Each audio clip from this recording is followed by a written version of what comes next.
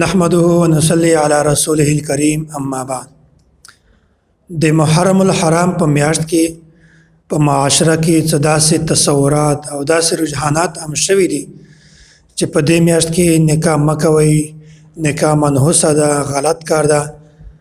حالانکه د دې خبرې د شریعت سره هیڅ تعلق نشته.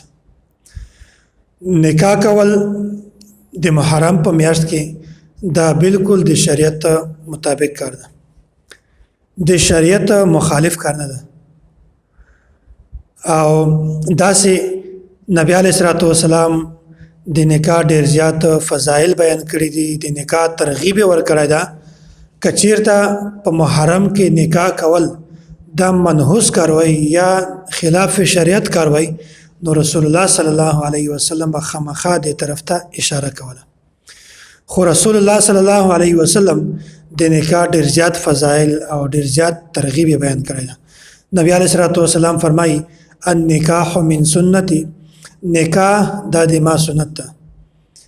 او مخکې بیا بل حدیث کې بل روایت کې دا فرمایي فمن رغب عن سنتي فليس مني، څوک چې د نکاح نه اعراض وکړي، نکاح نه کوي، او دا سړی د دغه سړی به د ما سره هیڅ تعلق نشته.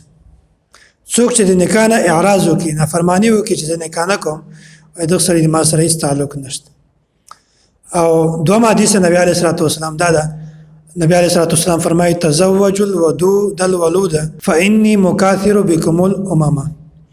وای تاسو د داسې شې سره نکاح کوئ چې هغه زیات د محبت ولوي او زیات بچان پیدا کوي، ځکه چې تاسو په وجه به زه د نور امتو مخکې د تاسو باندې زه فخر کوم. او داسې نبی علیه الصلاۃ والسلام ډیر زیات حدیث بیان کړی دی، ډیر زیات فضیلت بیان کړی ده. اذا تزوج العبد فقد استكمل نصف الدين، کوم یو کس چې نکاح وکړي د سړي نیم دین مکمل شي.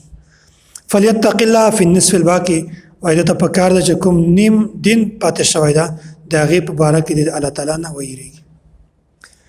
نو نکاح فی نفسه مباح کار ده، جایز کار ده. اګه د محرم په میاشت کې وي او که بله میاشت کې وي، نو الله تعالی دا ترغیب هم ورکړی ده د نکاح ول. او د نکاح کچیرته د رمضان مبارک په میاشت کې وي بیا هم صحیح ده، او کچیر د محرم په میاشت کې وي بیا هم صحیح ده، او که په کومه میاشت کې هم نکاح وي دا ټول صحیح دي. د خلاف شریعت کار کله هم نه ده، بلکې بالکل بعینه دا د شریعت موافق کار ده. او بل خبره دا ده چې تاسو دا وایي چې په دې میاشت کې نکاح کول دا منحوس کار ده، غلط کار ده. حالانکه نبی علیه الصلاۃ والسلام په خپل د دوو بیبیانو سره نکاح تا د محرم په میاشت کې کړی ده. نبی علیه الصلاۃ والسلام د حضرت خدیجه الکبرى رضی الله تعالی عنها سره نکاح په 10 محرم باندې کړی ده. تزوج محمد صلی الله علیه وسلم خدیجه یوم عاشوراء، حضرت خدیجه الکبرى رضی الله تعالی عنها سره نکاح رسول الله صلی الله علیه وسلم د 10 محرم په ورځ باندې کړی و. عام محرم کې نه ټوله مې، بلکې د عاشورې په ورځ باندې نبی علیه الصلاۃ والسلام دا نکاح کړی و. او داسې نبی علیه الصلاۃ والسلام د حضرت صفیه رضی الله تعالی عنها سره نکاح نبی علیه الصلاۃ والسلام په 9 هجری کې محرم الحرام کې کړی و. او داسې حضرت عثمان غنی رضی الله تعالی عنه د ام کلثوم رضی الله تعالی عنها سره نکاح کړی و. دو روایت، یو روایت محرم الحرام ده او دوم روایت، درې روایتونه دي، یو محرم، دوم ربیع الاول او درم رجب.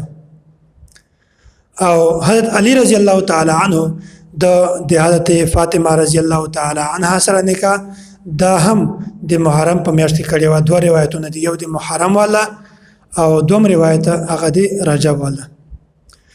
نو کچیرته د محرم الحرام په میاشت کې نکاح کول دا منحوس کاروي، نو رسول الله صلی الله علیه وسلم کله هم دا نکاح نه کوله.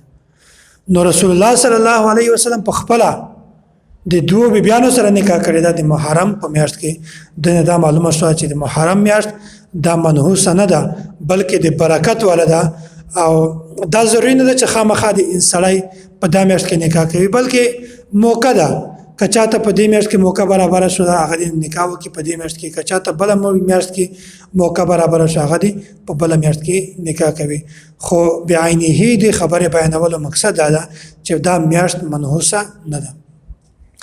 ډېر زیات خلک داسې دي چې هغه په دې میاشت کې نکاح وکړي، بیا د دې میاشتې بیا څه وخت نه بعد هغه اکسیډنټ وشي، څه تکلیف ورته پیښ شي، څه مسله جوړه شي، بیا دا وایي چې دا د دغه میاشتې د نحوست وجه ده. استغفر الله. که چېرته په بله میاشت کې هم د چا اکسیډنټ وشي، چاته تکلیف ورشي، څوک مړ شي، بیا وایي دا په تقدیر کې لیکلې وه، دا خبره په تقدیر کې لیکلې وه، مقدر کې بس دا مرګ و، مقدر کې بس دا شی، مقدر کې دا نحوست. بیا څوک داسې نه وایي چې یاره دا دې میاشتې نحوست ده. حالانکه دا که چېرته اکسیډنټ وي یا چاته تکلیف ورسیږي یا څوک مړ شي، دا د میاشتې نحوست نه ده، بلکې دا د دې خپل میانځ کې د اختلاف وجه ده، خپل میانځ کې تعلق نه یې ټیکه، دې وجې نه د طلاق واقع شي، دې وجې نه د خپل منځ کې اختلاف پیدا شي. که چېرته د خپل تعلق صحیح وي، بیا د هغې د وجې نه د دې زندګي هم ټیک ده. نو الله تعالی دې موږ تاسو ته ټولو ته د دین سمجھ را نصیب کړي او د سنت اتباع توفیق دې هم را نصیب کړي.